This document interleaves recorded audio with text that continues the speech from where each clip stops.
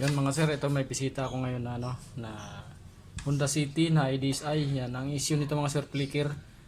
Pag lumabas yung pag nagsabay yung hot and cold niya na indicator, sumasabay din ng kurap yung gauge, na kurap yung udo, tapos nabagsak yung RPM at saka yung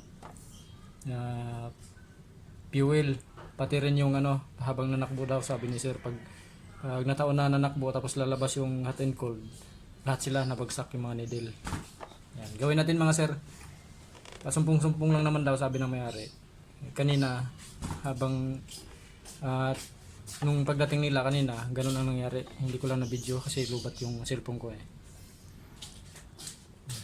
Flicker siya mga sir, pasumpong-sumpong. Pag lumabas yung hot and cold, sumasabay rin ng bagsak yung mga needle. Gawin natin ito mga sir.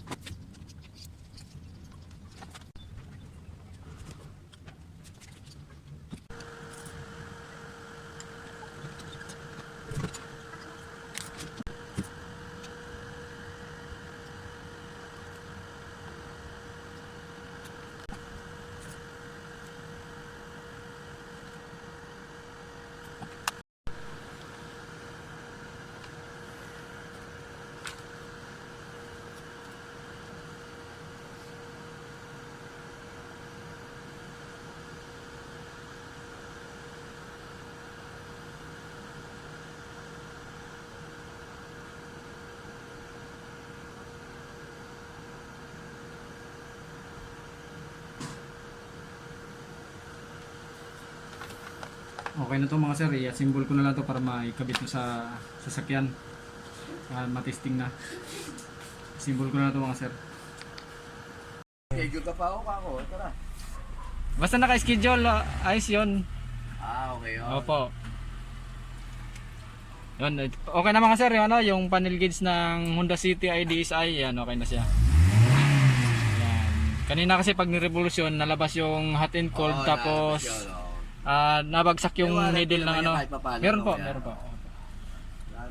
Nabagsak yung needle ng fuel at saka yung RPM, tapos nakurap yung udo.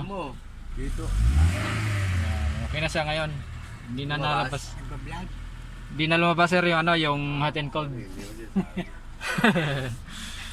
Vlog mo siya dito. Okay na. Yan, Honda City IDSI. Goods na sir. Okay na. Sabihin mo kay Boss Road. Kay si sir daw, ano pangalan sir? Si Boss Road ng Imos. Yan. The best, ang galing. Boss, galing nyo dito lahat. I-video kita sir. Okay na. Yan si sir. Boss, ang galing. Yan eh. Saglit lang, wala pang 20 minutes Yarina, nagmerienda lang kami sa dali ng chichirya. Okay. Yan, okay na mga sir. Maraming salamat. Ay, wala na bang naglayo. Ayaw mo yun eh. Yan, okay na sir. Hindi na lumabas.